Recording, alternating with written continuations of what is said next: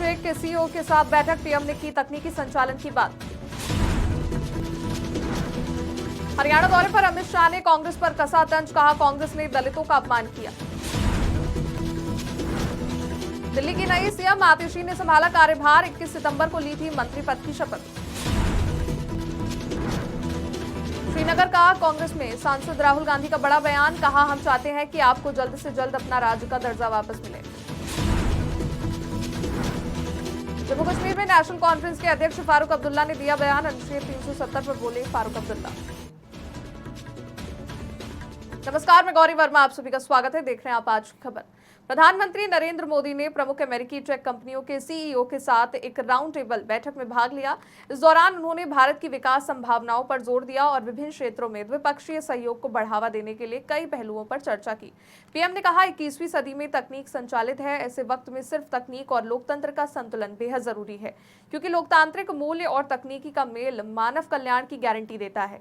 भारत एक ऐसा देश है जिसके पास प्रतिभा, लोकतंत्र, मार्केट, ऐसी गोल्डन अपॉर्चुनिटी नायाब होती है। शायद ही जीवन का कोई क्षेत्र ऐसा होगा कि जिसको अब टेक्नोलॉजी ड्राइव न करती हो। किसी समय टेक्नोलॉजी का प्रभाव था, अब मैं देखता हूं टेक्नोलॉजी ड्राइव करने वाली है। लेकिन ऐसे समय में सिर्फ टेक्नोलॉजी या टेक्नोलॉजी प्लस डेमोक्रेसी, इसका एक संतुलन बहुत जरूरी है, क्योंकि डेमोक्रेटिक वैल्यूज और टेक्नोलॉजी का मिलना मानव कल्याण की गारंटी देता है, एक विश्वास पैदा करता है। एंड टेक्नोलॉजी माइनस डेमोक्रेसी, मैं समझता हूं किसी भी संकट के लिए एक वातावरण पैदा कर देता है। और भारत एक देश है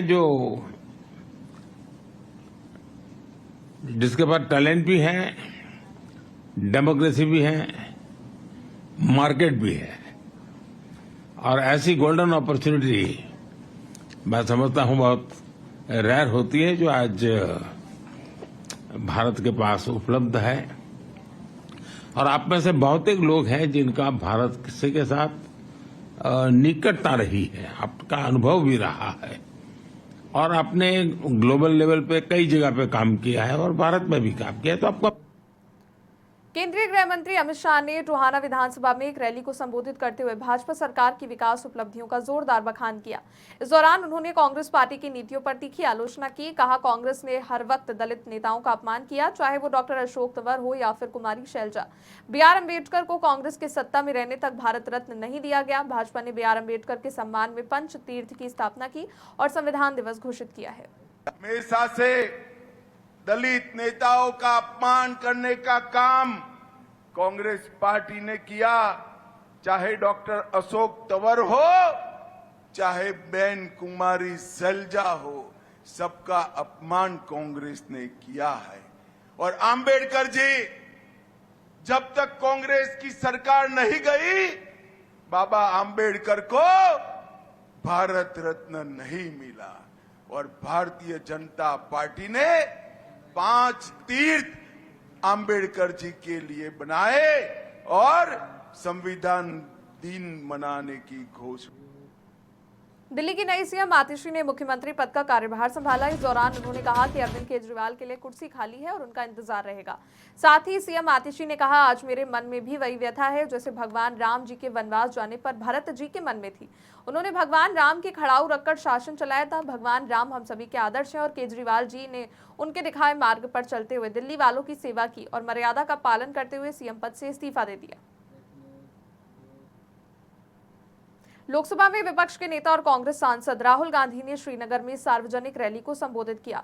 इस दौरान राहुल गांधी ने कहा हम चाहते हैं आपको जल्द से जल्द अपना राज्य का दर्जा वापस मिले। हम सबसे पहले भाजपा का आपका राज्य का दर्जा वापस देने के लिए दबाव डालेंगे। अगर वो आपको ये नहीं देते हैं तो मैं आपको गारंटी देता हूं कि हम आपको आपके राज्य का दर्जा वापस देंगे, क्योंकि ये आपका अधिकार है, आपका लोकतांत्रिक अधिकार है और आपको इसे उन्हें देना होगा। भाइयों बहनों, हिंदुस्तान में यूनियन टेरिटरीज को स्टेट बनाया गया था, स्टेट को बांटा गया था। मध्य प्रदेश को बांटा, छत्तीसगढ़ बना, बिहार को बांटा, झारखंड बना, आंध्रा को बांटा, तेलंगाना बना। मगर हिंदुस्तान की हिस्ट्री में कभी भी स्टेट को यूनियन टेरिटरी में नहीं बदला गया था।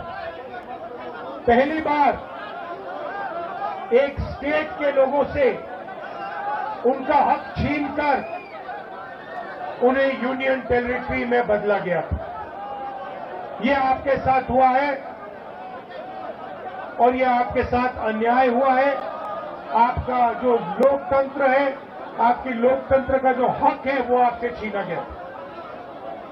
और इसीलिए हम चाहते हैं कि जल्दी से जल्दी आपको स्टेटहुड वापस मिले।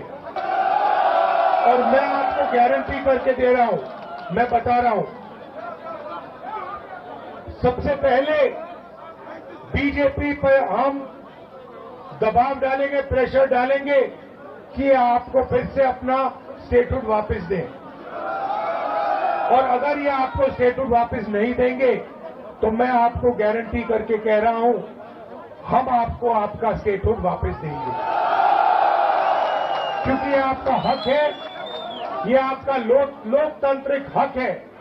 और ये आप जम्मू कश्मीर में विधानसभा चुनाव के बीच नेशनल कॉन्फ्रेंस के अध्यक्ष फारूक अब्दुल्ला ने एक बार फिर पाकिस्तान से बातचीत करने का मुद्दा उठाया।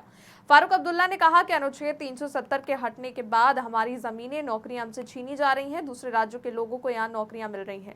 ये आपकी जमीन है और आपके बच्चों को ये नौकरियां मिलनी चाहिए। हम वादा करते हैं, हम 1 लाख युवाओं को रोजगार देंगे।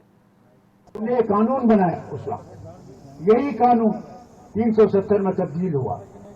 आज देखिए, जो लड्डू बांट रहे थे जब उन्होंने उठा दिया इसको 2019 में 5 अगस्त, आज देखिए उनको क्या हो रहा है। उनकी जमीनें जा रही, उनकी नौकरियां गई। एक आदमी को नौकरी लगाना था, उसको केरला से लाए। क्या जम्मू में उनको कोई ऐसा आदमी नहीं मिला? आज ठेके, आप रेत का एक चमचा नहीं उठा सकते, एक चमचा नहीं उठा सकते। आज रेल का भी ठेकेदार बाहर का है। क्या हमारे ठेकेदार इस काबिल नहीं है? आप यहां प्रोजेक्ट्स बनाते हैं, उसमें भी बाहर से आप लोगों को लाते हैं। ये पहली चीज है जिसे हमें खत्म करना है। ये जमीन आपकी है, आप इसके मालिक हैं। आपकी नौकरियां आपके बच्चों को मिलनी चाहिए। और हमारा वादा है कि 1 लाख बच्चे जो पढ़े लिखे हैं उनको नौकरी लगाएंगे। और फिलहाल के लिए बस इतना ही। देश दुनिया की बड़ी खबरों के लिए देखते रहिए आप आज की खबर।